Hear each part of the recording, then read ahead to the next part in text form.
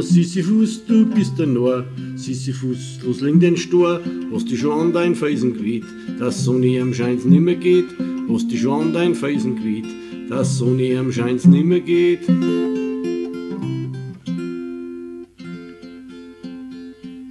Du hast schließlich grad die Wahl, entweder du bleibst und im Tal und kannst dich in dein Schicksal fügen und dich mit deinem Stor begnügen und kannst dich in dein Schicksal fügen und dich mit dem Stor begnügen.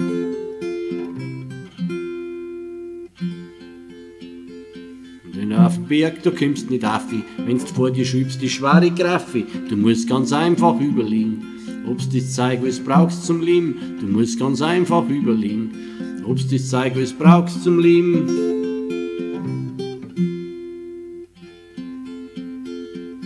Ich glaub, dass das niemals birst, wenn's dir Ment an das entschließt. Such dir schnell eine schwere Hucker und hau den Stor in kleine Brucker. Such dir schnell eine schwere Hucker und hau den Stor in kleine Brucker. Dies gefreut Götter jede Witt und du schlufst ruhiger in dein Bett. Wenn's die Brocken, die was kaut, mit alle da ist, auch wenn der graust. Wenn's die Brocken, die was kaut, mit alle da ist, auch wenn der graust.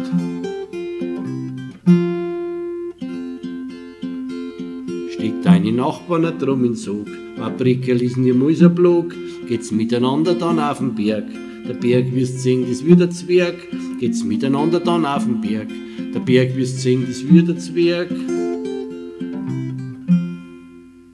Nur so kann's gehen, grob miteinander, noch find's kein Berg im ganzen Land, auf den's den Stor nicht aufbringt's, drum bitte den Gleiter, alle singt's. Sisyphus, los ling den Stor, Sisyphus, du bist ein Narr, hast dich schon an dein Felsen geweht, dass Sonne am Scheins nimmer geht, hast dich schon an dein Felsen geweht, dass Sonne am Scheins nimmer geht.